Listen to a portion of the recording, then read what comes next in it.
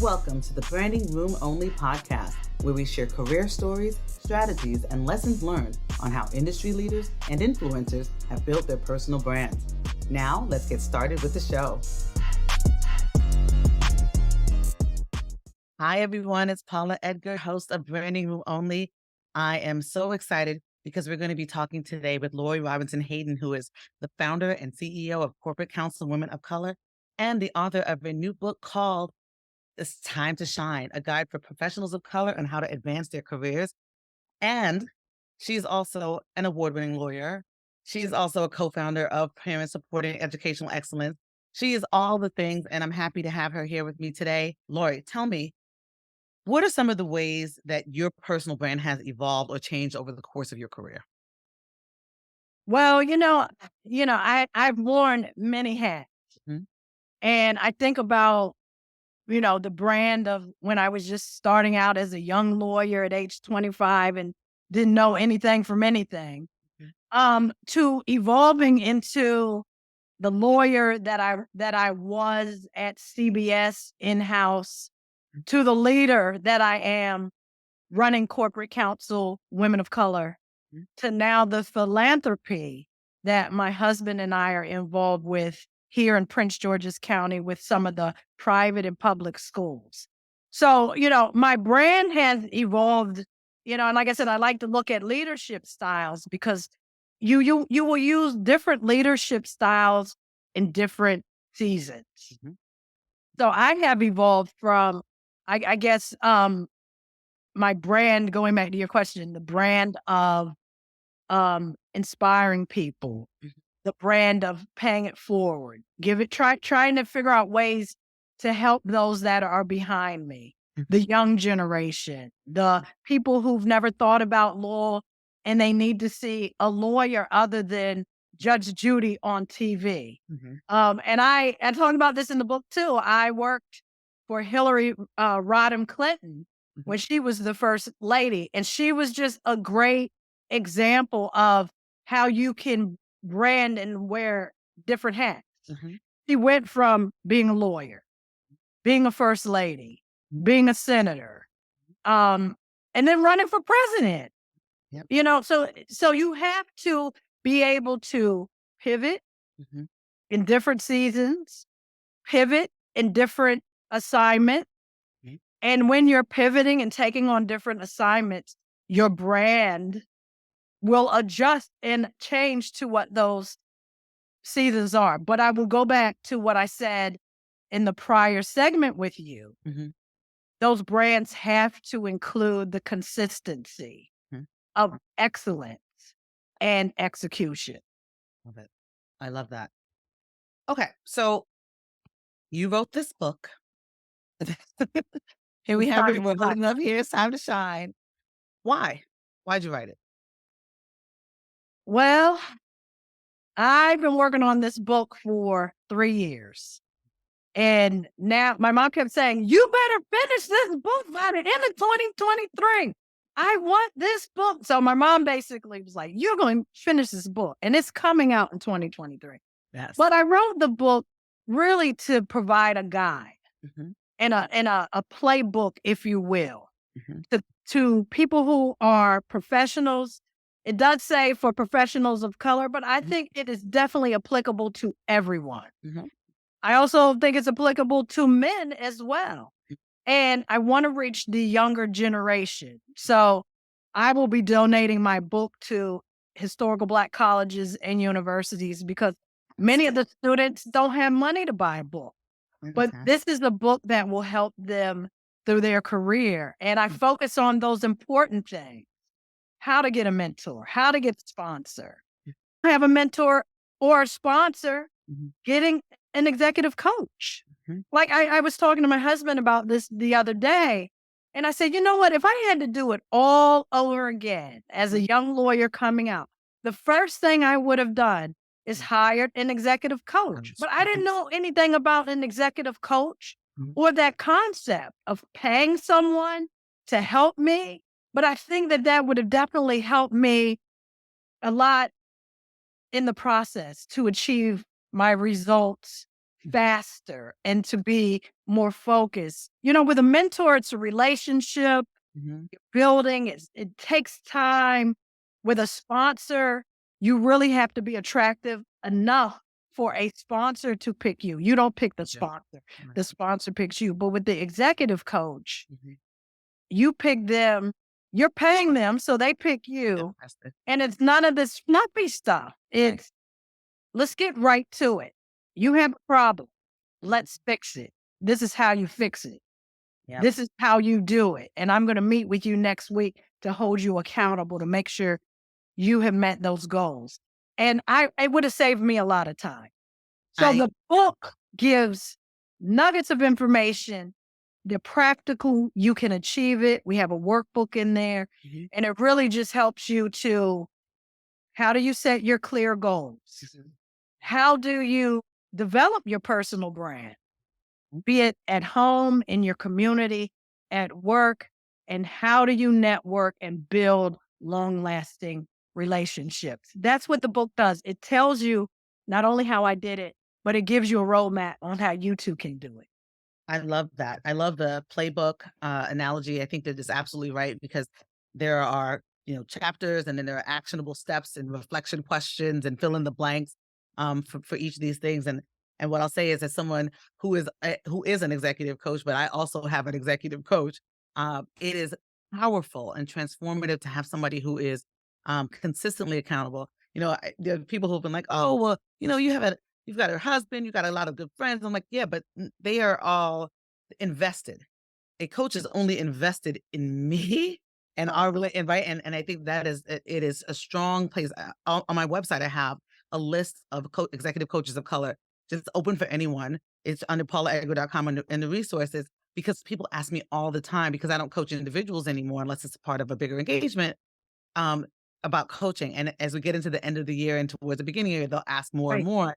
But it is a powerful thing. And I am also, as a parent of somebody who's currently at an HBCU, Spelman College, I am so Right. excited that you are going to be giving this out to students because I can tell you the thing about this new wave of students is that they're so invested, but they know so much, I think, that they don't realize what they don't know, right? And so to have an understanding of here's what I wish I would have done differently is a fast track to something else, right? To say, like, it's basically you're saying what you wish you would have had. And so I'm glad that my daughter, well, she was going to get it anyway, but she'll give it to somebody else on her behalf. But it is powerful for folks to be able to get this early and often. So good. Thank you. Well, we're going to Spelman in January. We're going to Good. give the students a free book Mhm. and we're going to provide them with lunch. So I'll get your daughter's name so she can definitely come over. Yes. We'll meet her. We'll give her Awesome. encouragement. But no, you're right. Mm. The new generation, our generation, Mhm, mhm. and the older generation, at Yeah, the end of the day, you don't know what you don't know. correct. And that's Correct. why you have to surround yourself with Mhm, people mhm. who can just expose you. If you don't even know the people, Right. the great thing about technology now, you can go online, you can watch different seminars, you can go learn. That's one of the things that I did when I lived in New York. Mhm, I said, you know what? I'm going to sign up and take a class at NYU. mhm, And I ended up taking this class called, it was an evening class called Media Marketing. mhm. And the guy who taught the class used to be the marketing guy for that rock band Kiss. Oh. And he walked us through how he marketed Kiss and Mhm, got them involved with that movie that came on, I think it was NBC, and how he marketed the music. And after I took that class, it just opened my mind and I was curious. mhm, And then I took another class. mhm. And anyway, I ended up getting a certificate. I took like 20 classes because one door just opened another door and opened another door. But we should always be curious and learning. I don't care if you're 80 years old, 100 years old, or 20 watching this podcast. Yeah. You always have something new that you can learn. Mhm. And you have to be open to that and you have to put yourself in the flow to get that information. So, So true. So, so true. One of the reasons why I wanted to have a podcast is like, I have such great people in my network. And I'm like, it's great for me to have it, but it's that sort of that give back too to say, hey, y'all can, and what is wonderful is that the folks who listen will reach out and say, I learned this from this person. Thank you for sharing this thing. So it's almost like it's like a catalyst, right? It's making sure that folks, we are giving back as much as we can, and not stopping with just us. So you just mentioned about taking a class, and there was something that I highlighted in the book that I want to just find really quick. The invest yourself portion. Yeah. um, I started laughing. Invest in yourself portion. I started laughing when I read this because, I had a conversation with one of my mentees, about, going to a conference, and, it wasn't gonna be paid for at work, and she wasn't gonna go, and I was like, "Wait, is the conference going to be helpful to you in your professional development?" She's like, "Yes, it's, like, pivotal. I need to go there." And I'm like, she's like, "But they won't pay." And I said, "So you should pay." And I remember she sort of looked at me, and she kinda got stuck in it, was like, I don't wanna pay, they should be paying for me." And I go, "Yes, they should be paying for you. I agree with you. But you wanna go, and it's gonna be beneficial to you, so you need to pay for yourself. If you do not invest in yourself, who's gonna invest in you?" Who? And she took that. There was a little pushback. She took it though. She went to the conference. She wrote up a note saying how much she learned at the conference. You could just see how the world changes when you think about the fact that you don't have to wait for anybody to give you anything. You can go get it yourself. Yes. So I was so happy that was it. That was like, yes, yes, yes, yes, yes, and multiple yeses. You have to invest in yourself. Absolutely. Absolutely. I love that. So there's another piece in here that talks about, motivational tips for women of color to shine. And there's one that says, put an action plan in place and select the best possible people to help implement it. Write down a few action steps to achieve your next goal. So I love this because you are consistently talking about, the power of convening of people, right? And this is essentially the concept of having a personal board of directors, like somebody who is going, some people who are going to be your squad. Tell me why that's important as an action step for, professionals of color. Yeah, you definitely have to have your own board of directors. Hmm. And again, remember different times, different seasons, different assignments. Um, we have to remember that we don't have to be stuck in doing one thing for 20 years.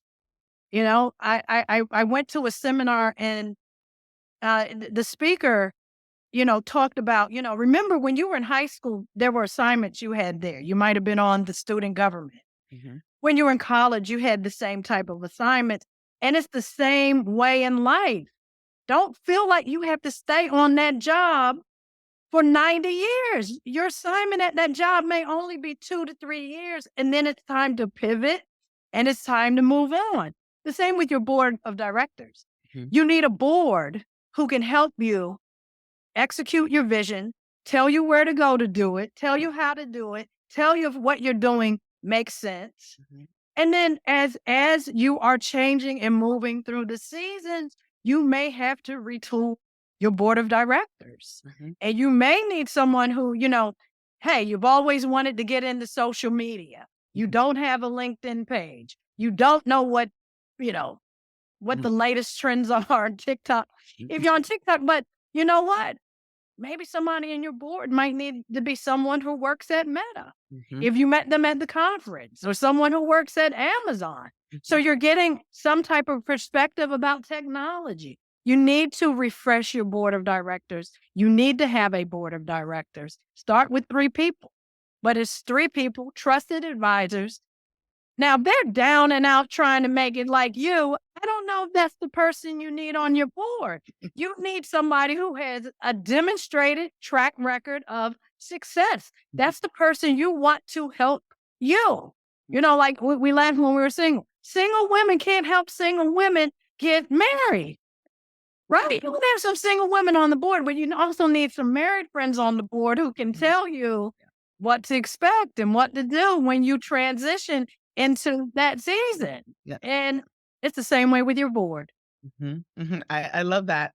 Um, when I teach about relationship building, I always say, like every other board of, directors, there should be terms, right? There are some people who will move to advisory status, right? So that they're always going to be. You don't have to get rid of folks, but they cannot be your go-to in the same way as you. To your example, move from thing to thing.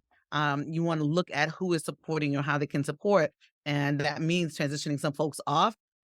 or giving people a different term, right? Like but it's thinking about it as opposed to just being like, "This is my people," and that's it. And because you're not static, and neither are they. No.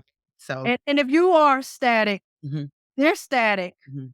you should just pack up your tent and leave. You know, Yeah. well, we have a thing in the law, Mhm. the statute of limitations. Yes.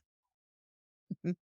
Yep. Again, why is this going on? Why are you still at the same company for 40 years? Mhm, mhm, mhm. You know, that's what I like about the new generation. You know what? They will move.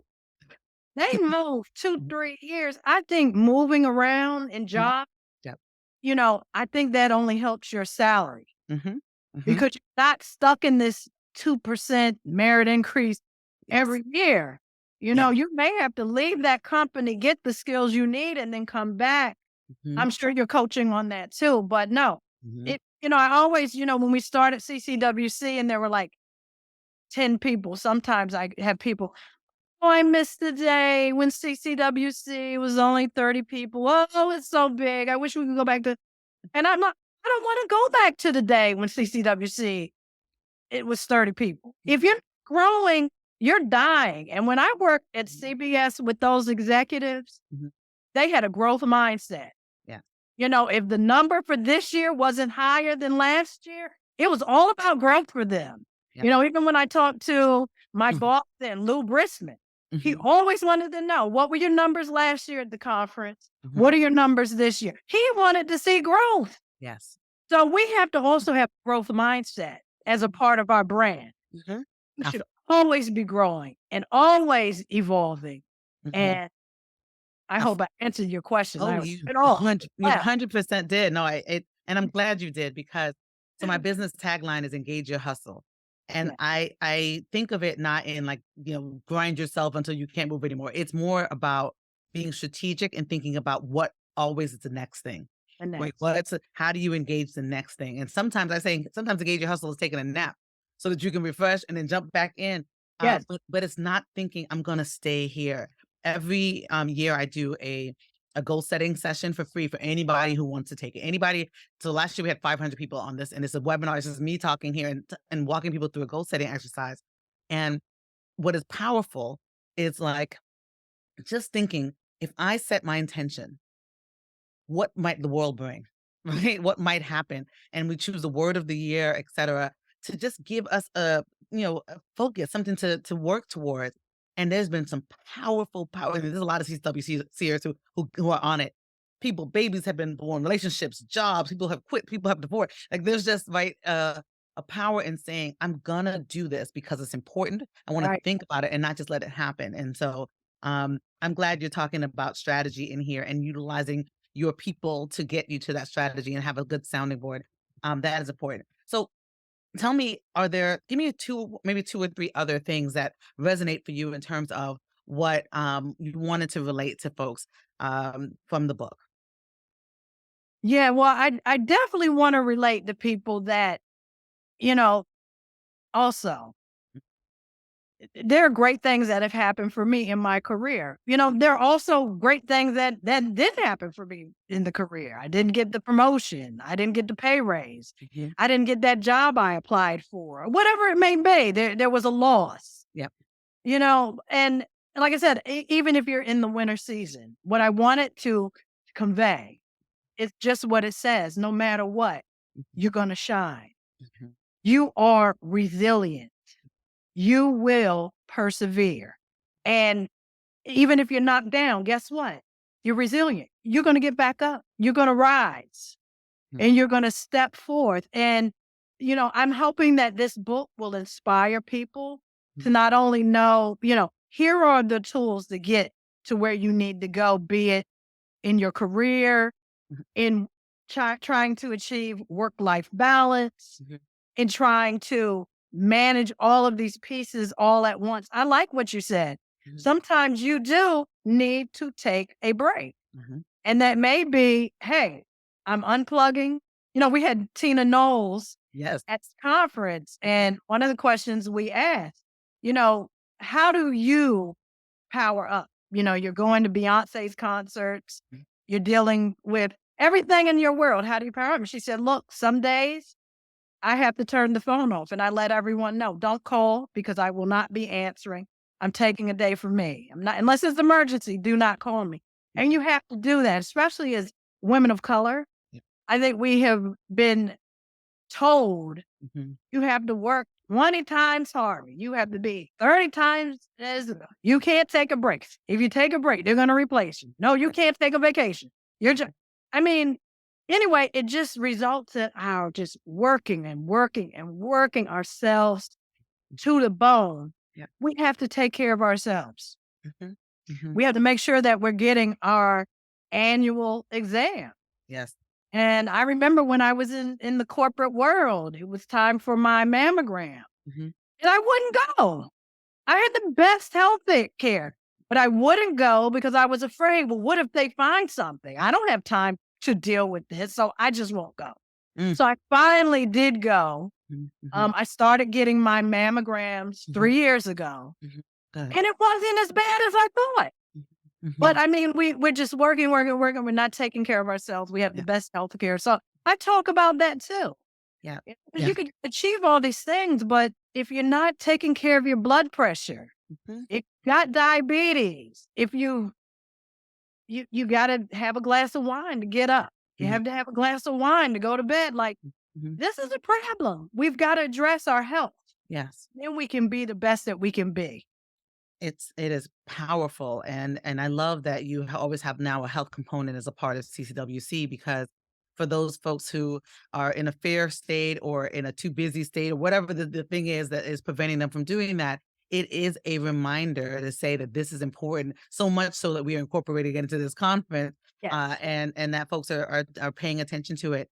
I think that is super powerful. Every summer I take a summer sabbatical, so I take if I haven't booked it before the summer, I say I'm gonna do only things I wanna do in the summertime, and that for me is I do go to conferences, but I love conferences, so for me, it's not like right? But you can't if you can't hire me in the summertime, and we haven't talked about it before then, until we get to September, because that's how I take care of myself, and I Yes. chose to do that, and what I love is that it has been a catalyst for other people to say, "I can't do the whole summer, but I can do Fridays and Mondays and do 4-day weekends for the whole summer," or something like that, where people are really thinking, about taking a break, because we overwork ourselves, and our bodies tell us, "Hey, this is not gonna it's not sustainable," and so does our mind, right? Um, I have been on a quest to make sure that people get therapists. You know, there are several women of color from Mhm. CCWC who've passed away Yes, at the age of 50. yes. And, that was the thought that, okay, well, if you're not doing your annual exams during the year, if we offer the mammogram and blood glucose testing at the conference and you come every year, you have had your annual exam. Yes, yes, yeah, and I really do think it helps people to remember and prioritize, and that is so, so key. And yeah, what I was just saying was about wanting to incorporate that mental health piece. I've been on a goal to say that if you don't have it, you need a therapist, you need somebody to talk to. And I think it was either Miss Knowles, or it was uh oh gosh, Kim Coles, who's talked about that it's not outside of religion. It is that you can say religion essentially says you have to get resources that have been given to you by the Lord, right? And so go ahead, and this can be another one of those resources. And I was really glad you could hear the hums in the crowd with like, oh, okay, I'm thinking about this differently. So you are changing people's lives, and for the good, because to your point about people who have gotten sick and passed away, it is devastating to not have folks who, if there might have been an earlier check or something like that, that maybe have been different. And so I just hope that each one teaches one. Like everybody who does it talks about having done it, so that it becomes much more a part of who we are, as opposed to this off or not spoken about thing. Um, but we can talk about a little bit more about what my thoughts about this are later. Okay. So as we close, I have some questions that I want to ask you. One is this: what about the fun stuff, Lori? What do you do for fun?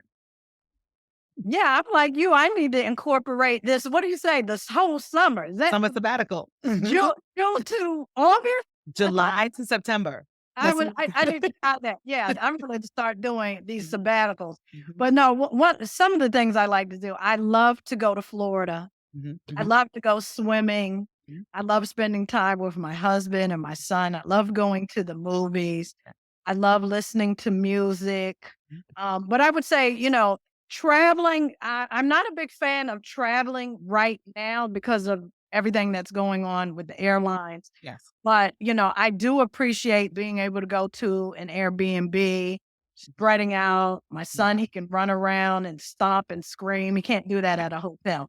But, Right. I need to do more of it too, Mhm. because especially, and you know this too, Paula, as an Mhm. entrepreneur, Mhm. Yep. you know, Yeah, always working. you're always working, and being an entrepreneur is totally different than being at a law firm Yeah. or being in corporate. Mhm. If the light bulb here goes out, Mm. I can't call the janitor. Yeah. If the computer breaks, there Mhm. is no IT department. Right. So you end up spending a lot of time. Mhm. I've now got to fix the computer.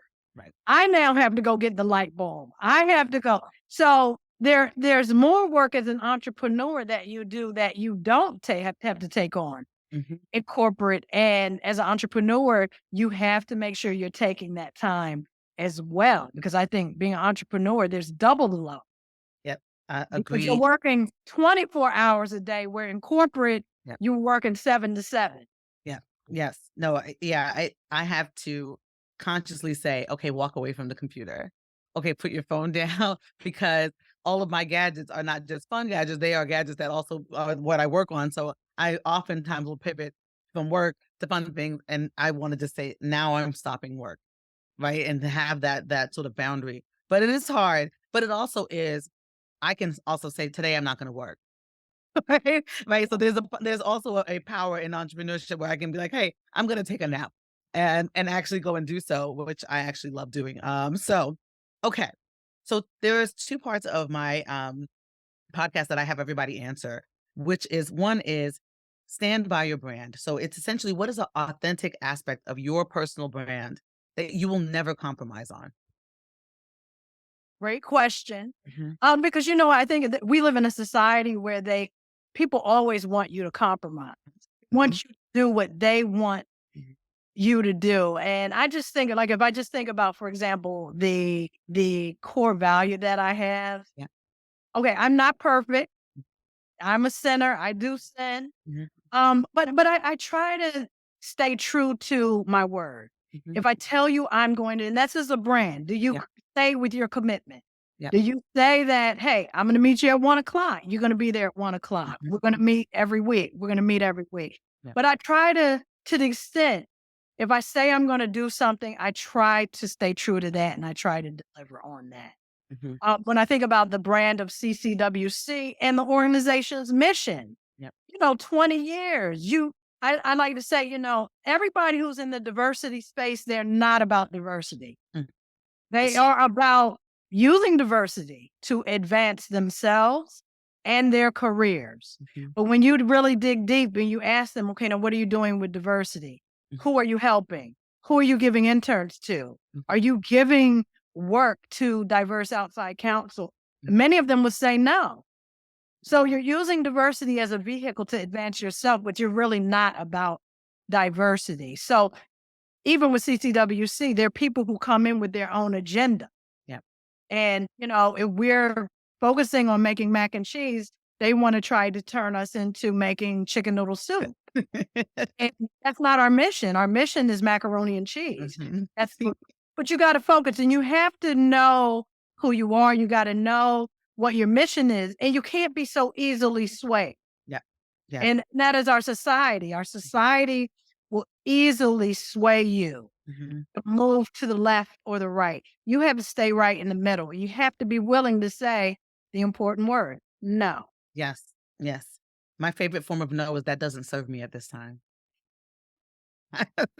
Right? And it's just true. Whatever it is that doesn't serve me at this time, right? You don't like no, here's what I'll say instead. That doesn't serve me. All right, that was awesome. Okay, so and the second question is the term branding room is a play on standing room, like standing room only in an event. And so tell me about your magic. What is your unique skill, special gift that would have a room full of people standing room only to see you do, say, or share?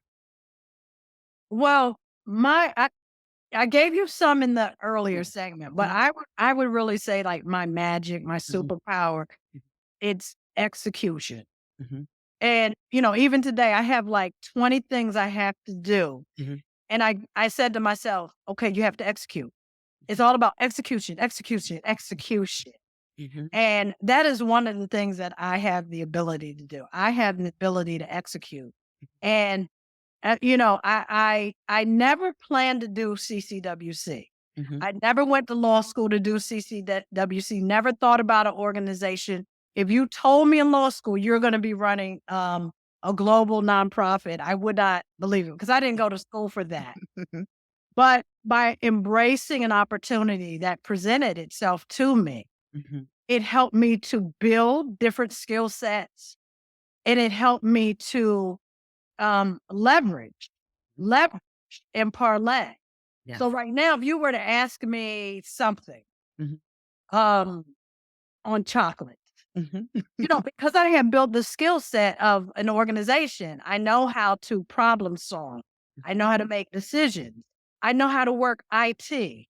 I know how to contact the people who can help me mhm. if I don't know the answer, and I know that. And I would say that with respect to that brand of execution, I'm able to use all of my skill set to bring about a quick result.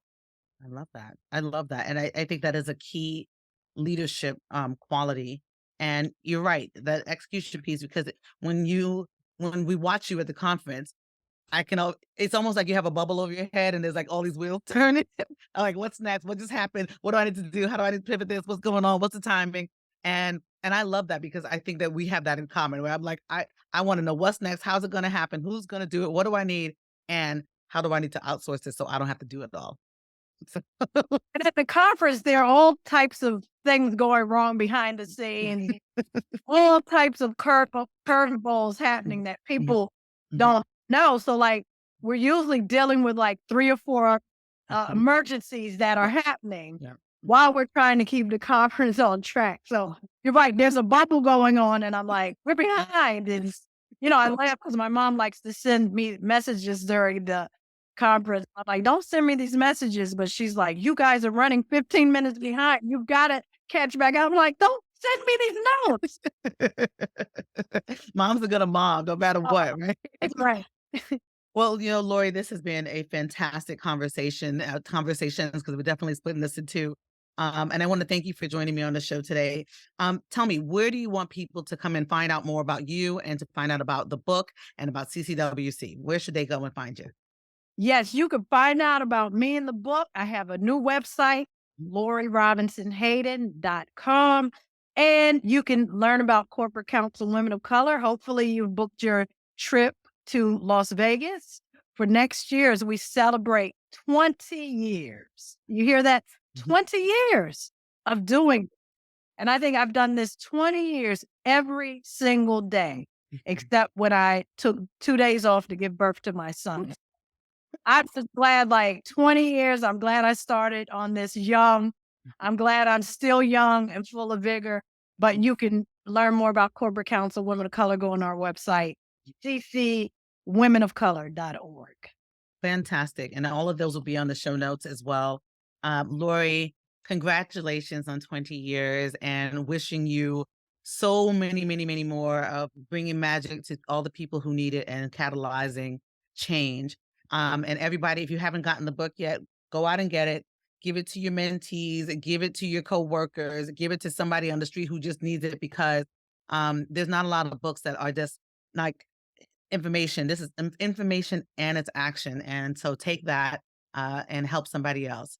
Bye, everyone.